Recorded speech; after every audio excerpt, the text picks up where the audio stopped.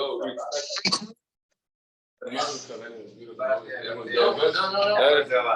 right. Morning, everybody. Today is Daf Hey. So we'll get to the bottom of Daf Hey. Anyone has to leave early. We'll get to the bottom there. So we left off in Dalet Amud Beis, a new sugya, sort of going into what we've discussed earlier.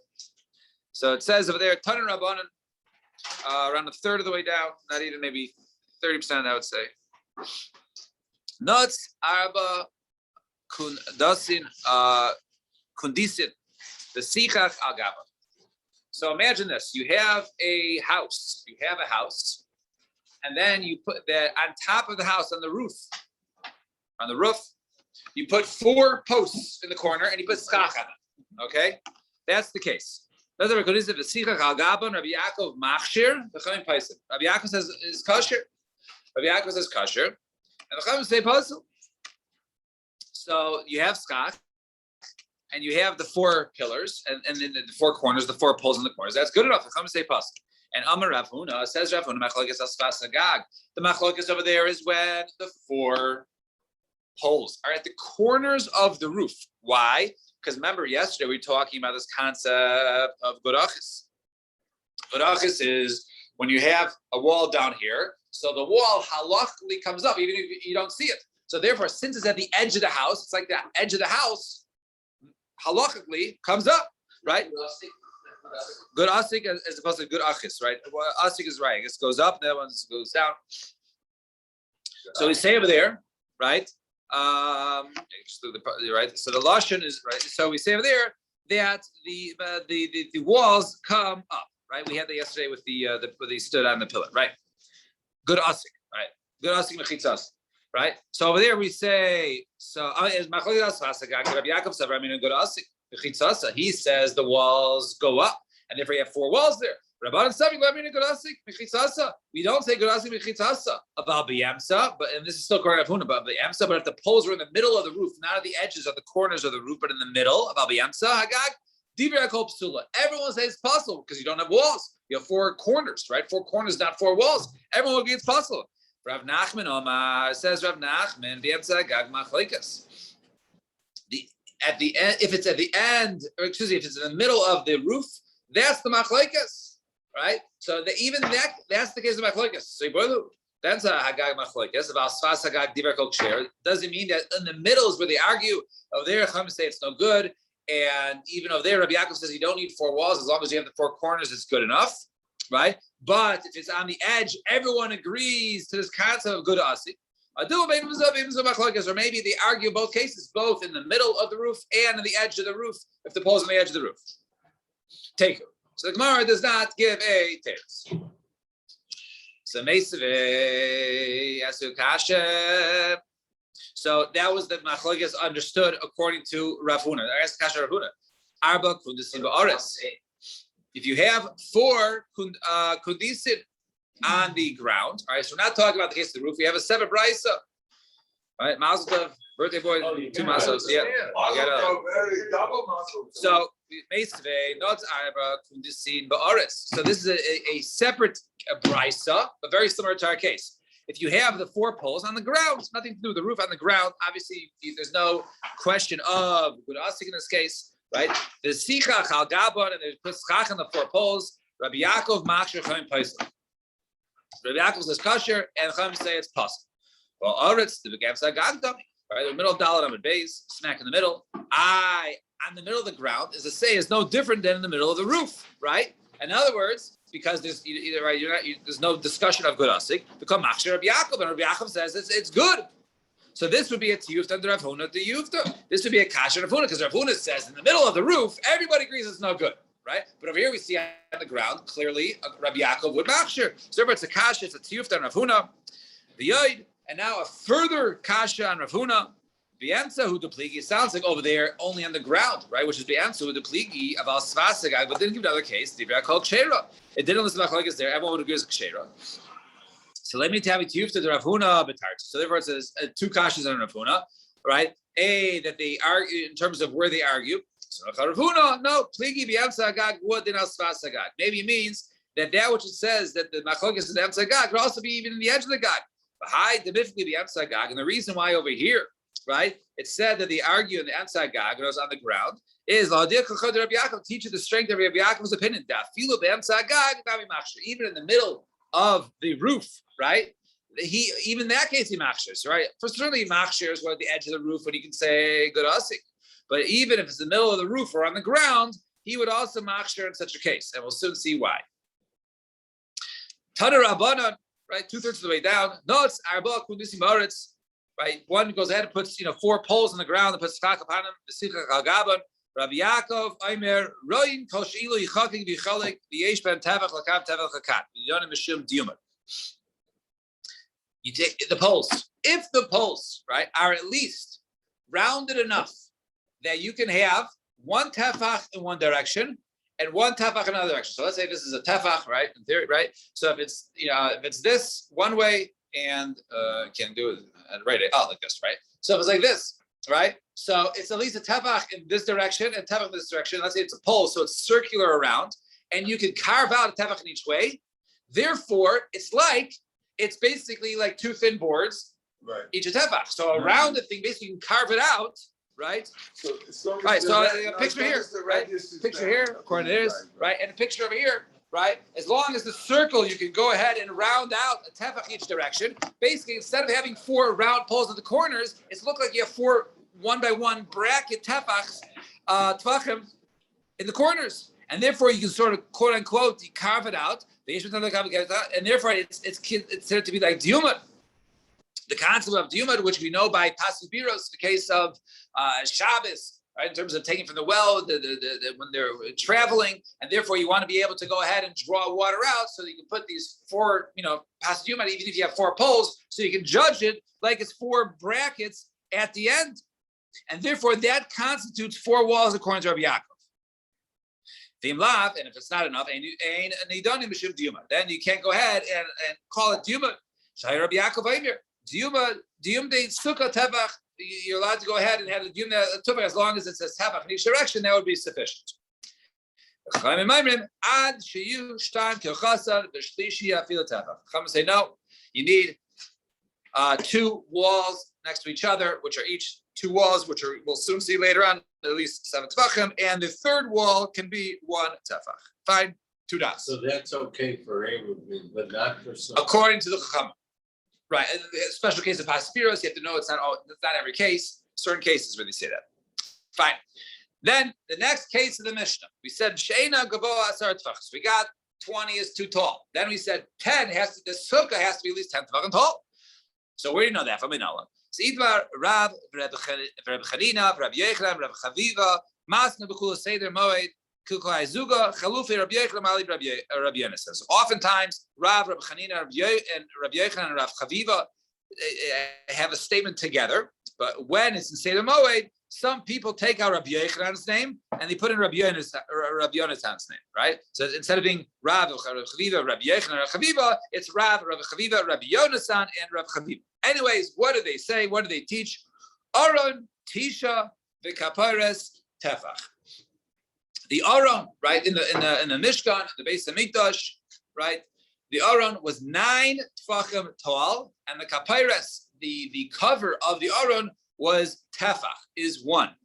9 plus 1, Harei Kanasar, is 10 tefachim. Uksiv.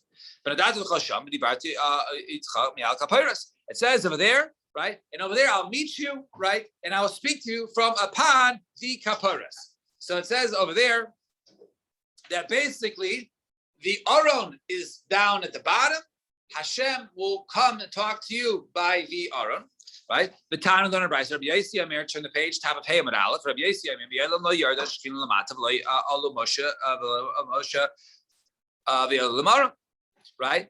That those who Hashem spoke with, we appeared who maybe people who went up or go down, i.e. Moshe Rabbeinu and Leo Navi. So Hashem came down up to 10 tefachim to the space of the humans, and Moshe and Elio only went up to 10 tefachim, and therefore, so what do we see over here? That the rishus, right? A rishus is 10 tefachim. That was the rishus of the ground. That was the rishus of the land. That was the rishus of the domain of those around. Shinem, as the pasuk says, Hashemayim Shemayim Hashem, the Yoretz Nasan Livnei Adam. Right? The Shemayim was Hashem's, and the ground, the 10 tefachim of the ground, is given to Bnei Adam. So we see from here that a rishus is 10 tefachim. Therefore, the sukkah is a rishus. Therefore, the sukkah has to be 10 tefachim.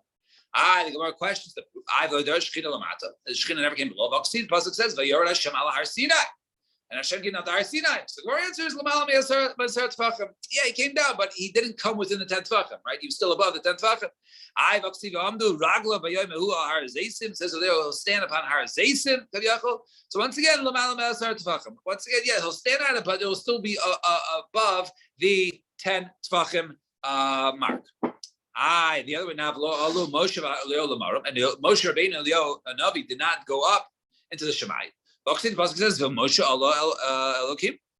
Moshe went up to Hashem. So once again, Lamata Me'asar, he went up, but he didn't go all the way up. He only went up, up to 10 tefachim. And Eliyahu Navi, he went up, right? He went to Hashem, right? So, right in the wind. So once again, Lamata Me'asar. Once again, is speaking with less than 10. Vaksiv Me'aches Pnei Kisei Parshes Alav. Right? That he basically held on to the Kisei, right? And he threw the clouds upon it. Right? That he spread the ziv, the radiance, right, upon Eliyahu Navi, right? And he was excuse me, that was, where's this pasuk? Right? All right, so it says over there, right? So this is, and he spread his cloud upon him. So once again, lamata me'asar. That was below 10. Once again, he went up. He didn't go all the way up. It was still below 10. It says he held on to the throne, to the kisei kavod. So he had to have been up there some way. So the answer is, no, the kisei was lowered up until 10, right? And then Moshe Rabbeinu basically, held on from there. Fine. So that was the proof. So Bish Loma Aron Tisha. Okay, so your proof was the Aron was 9, the Kaparis was 1, 9 plus 1 is 10. That was Rishus, and therefore that's how we learn Sukkah. So Bish Loma Aron Tisha. Okay, I understand the Aron is 9. The Chassid Pasuk says Vatsu Aron Atzei Shiti. Right, make it out of wood. V'yamasai Mechetzi Arko 2.5 is its width, is its length. V'yam Mechetzi Arachma, its width is 1.5. V'am Mechetzi Kamaso, its height is 1.5 amos. Okay, if an amma is 6 tefachim, 1.5, right? 6 times 1.5 is 9 tefachim. Very easy, right? El kapiras, but the kapiras tefach min olan. How do you know that from? The Tani Rebbe Chanina kol hakelim shasa Moshe nasu behen Torah midas archa midas rachman midas kamasan. All of the kalim, the utensils that were given over to Moshe Rabbeinu to go ahead and tell him to build. So the Torah always gave them measurements, again lengths, widths, and heights. Kapiras, however, when it comes to kapiras, the top of the aron, midas archa midas rachman nasna, it did give its length and its width because it covered the aron. However, midas kamasal nasna, it never gave its width, its height. So the answer is no. Say lamad mi pacha shebekalim. Let's go ahead and learn out from the smallest of the kalim. Shinamar pasuk says v'asisa lo mizgeres tefach sab. You make around the shulchan, the mizgeres, right? The mizgeres was like a it goes around. It's a what's the word he uses here? Mizgeres. Was it? Frame. A frame. Yeah, a frame. What's the word? What's the word he uses here? A border. You make it a border, a frame that goes around. All right, fine. So he says v'asisa lo mizgeres tefach savim. So malo and tefach, just like over there was 1 tefach, avchan tefach. So over here is tefach. So why do you learn from the mizgeres? When you learn the kalim gufay, learn from any of the kalim, from the shulchan, from the aron, the mizbech, anything. Learn from the kalim. So my answer says the sunsi tafast merubah lo tafast tafast more tafast. Right? When it comes to when we learn out 2 different shiurim, we always go to the smaller one because the concept is you go to the bigger one and you try and grab too much, you end up with nothing. You take something small, you get something. Right? So therefore, tafasta maruba lo tafasta. You try to grab out to something too big, but you're not going to get it. Something small, right? You ask for $1 million, right? So Mashiach comes, asks for $1 million, he's going to get no, right? You ask for $10, you're going to get it, right? So tafasta maruba lo tafasta, tafasta more tafasta. So vanilla, you want to go small? I vanilla tzitz. Let's learn from the tzitz that was upon the forehead of the Kohen Gadol. The tiny little Brisa sits, Doimet Kamintas shows up as like a tablet made of gold, the Rochav Beis Etzbos. And it was made of 2 etzbos, right? Half of a tefach. And it went from ear to ear. On top of Ksiva Love, it says over there, Beis Shitim, 2 rows, Yud Hey Milamala. It says basically Hashem Hashem on top, the Kodesh Lamed Lamata, right? And it says Kodesh Le on the bottom. So it says Shem Hashem Yukev Oki on top, and Kodesh La Hashem Milamata underneath it. The Amar Rabbi Elazar Rabbi Yasi. It says Rabbi Eliezer Rabbi Yasi and Irisi Beraimi. I saw in Rome the costume of love Kodesh La Hashem B'Shidachas. By the way, I saw it when I was in Rome, and it actually was 1 line. It wasn't 2 lines, one above the other. Hashem and Kodesh Le. Rather, it was in 1 line. So, nevertheless, the question is: you want to learn from something which is small, so the tzitz is smaller than the mizgeres. Why learn from the tzitz? And therefore, maybe the kaparas was only 2 esbos as opposed to a tefach. So, my answer is done in kli mikli, ain't done in kli mitachsh. We want to learn the size of the kli of the kaparas from something that is a kli, like that was the mizgeres, as opposed to learning it from something that was something that you wear, right? Such as the tzitz. The nileth mizar. Why don't we go ahead and learn from the zar? Domer the zar mashut. All right. So he says over there by the zar, right? It was of the aron, right, or the mizbech. All of the kalim had like the design around it, right? I'm sorry? Crown molding, right? The crown molding around it. Zar mashut. It was a mashu. It was any amount. It wasn't a shear. So my answer is no, done in kli mikli, ain't done in kli mehechstrictly, right? No, we only learn a kli from a kli, and we don't learn a kli from basically an accessory. See, if that's the case, mizgeres not mehechstrically. Well, it wasn't mizgeres, right? The border also on the shulchan wasn't also considered to be an accessory. So my answer is mizgeres lamato haisa. No, the mizgeres was underneath it, right? It was like it wasn't built on, thrown on top like a decoration, like an accessory. It was underneath, right, the top of the shulchan. Therefore, it was like built into it. So therefore, it was really part of it. It wasn't just an accessory. Right. So yeah, that works well according to actually machlokes. It works well, fine according to the opinion who held that it was underneath it. Therefore, it's a kli. Therefore, you can learn tefach from a tefach. But according to the opinion who holds that the mizgeres was above the shulchan, top of the shulchan, similar to an accessory, Michael Meimar. High extra kli. What are you going to say then? It's a extra kli. It's considered to be an accessory. So Allah done in davar shnasna b'Torah mida midavar shnasna b'Torah mida. Rather, we'll learn something that with the Torah, we'd rather learn out to something where the Torah gave it an actual measurement from something that gave it a measurement. Ben yachiach tzitz b'zar shlo nasna ben Torah mida klal. However, when it comes to the tzitz and the zar, which the Torah did not give a shear, therefore we're not going to learn from there. But when it came to the mizgeres, it did say tefach, right? And therefore we know these sides. In Rav Huna Amar, Rav Huna says a different source. Mehacha.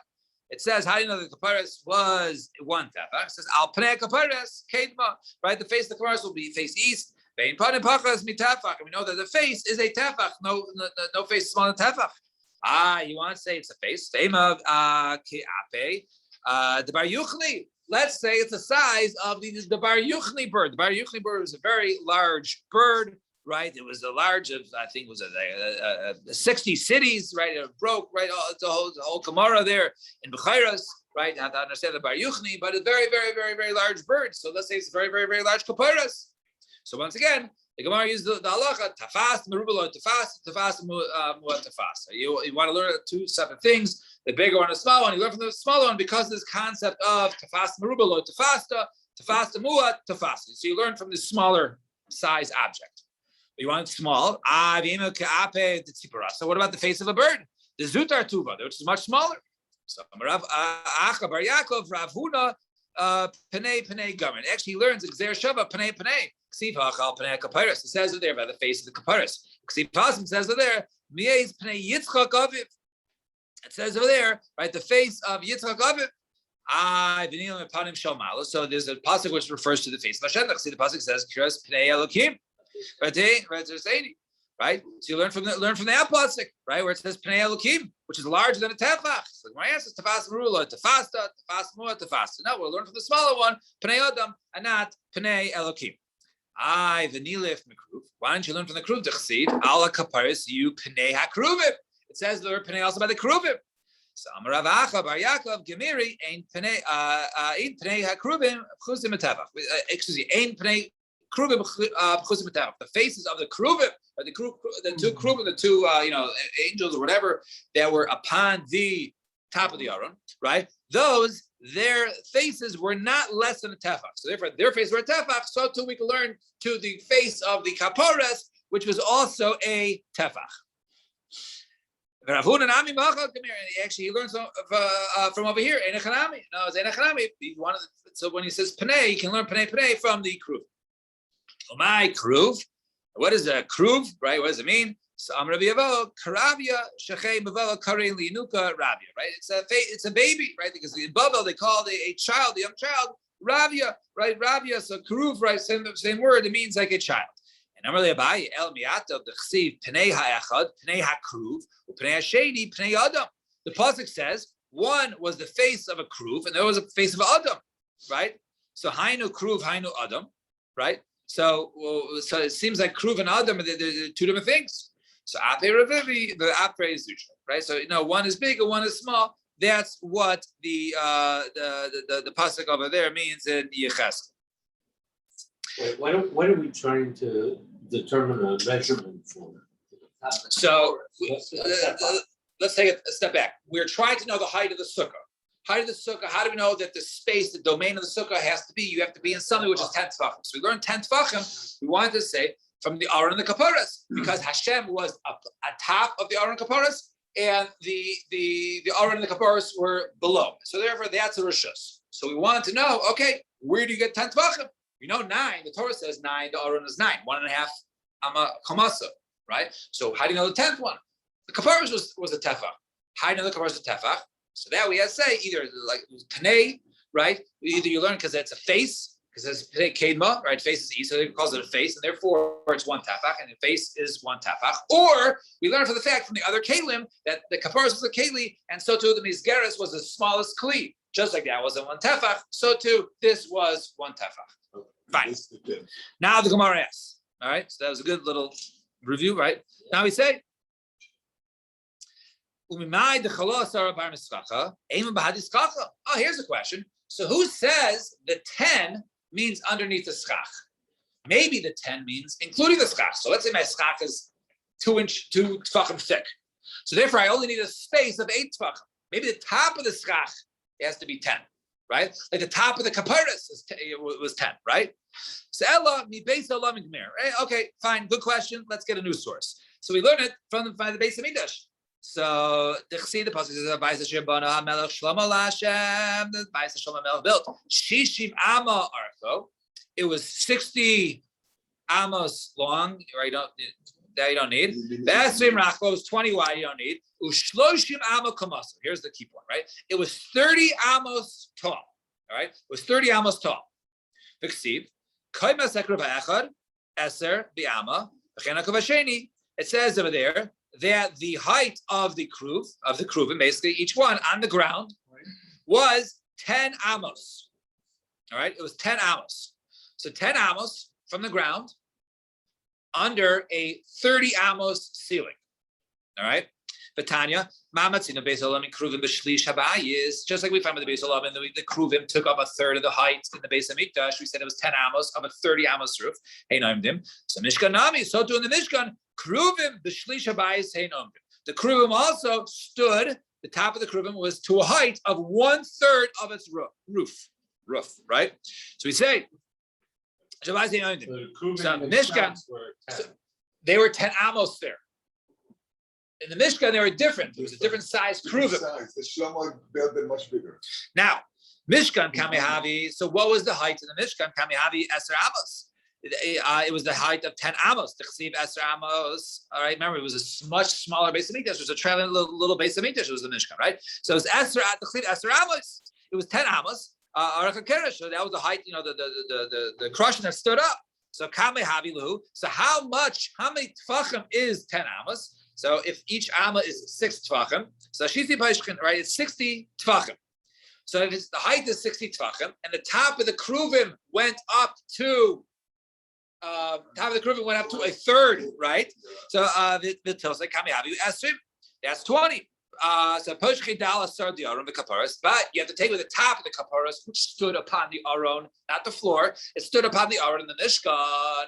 So you have to take away the height of the Aron and the Kaparas, right? So Dala Sar the Aron the Kaparas. Pashlu Asara. Therefore, take away the 10 Tfachim of the Aron and the Kaparas, and therefore to get the 20 Tfachim, 20 minus 10 is 10, and therefore the heights of the Kruvim were 10 Tfachim. Pashlo Asara, Uksiv, Bayu Kruvim, Paishek and Afayim Lamala, Seichim Bekanfeyan Al Kapiras. Right? And Kurah Rachmana, Skaka. Right? So it says, Kapiras.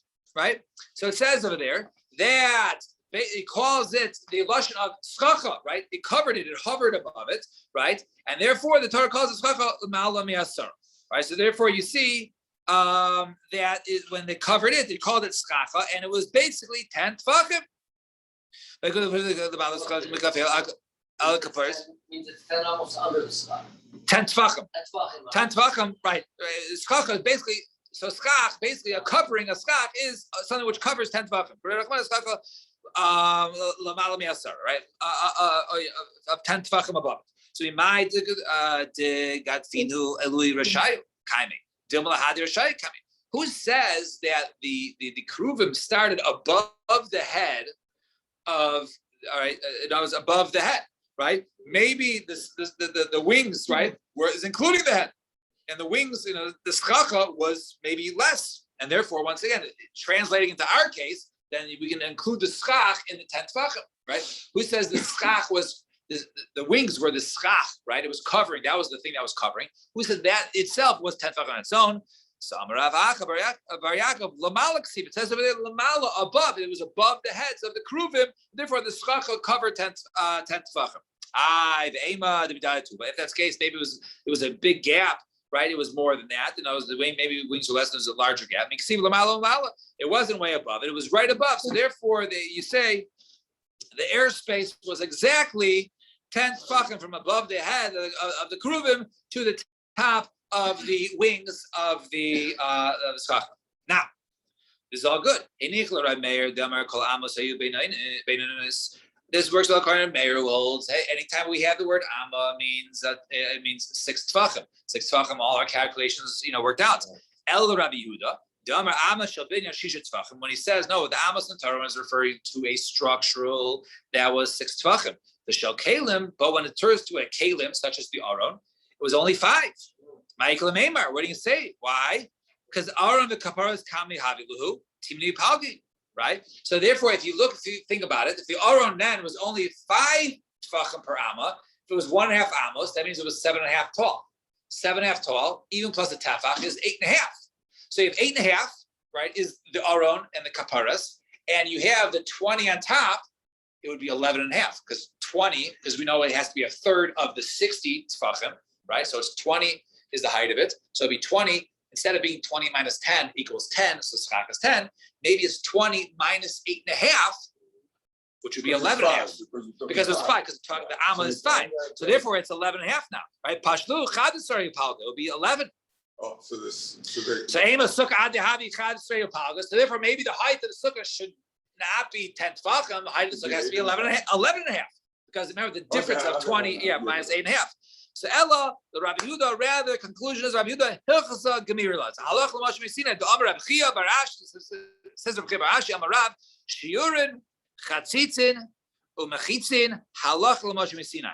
Shurim, we're going to explain this after, or tomorrow, we'll get to this. Anytime we have the shirim that we know, the shirim things have to be a kazayis or a kabetza or whatever it is, right? That we know is halach l'moshe Sinai, right? Chatzitzin, in terms of things which are separations, right? Chatzitzin, which would ruin a apostle, a tefillah, going in the mikvah. Also, there's halach l'moshe Sinai. And finally, mechitzin, the height of a wall. You need walls for a sukkah. How big does a wall have to be? A mechitza is 10 tefachim.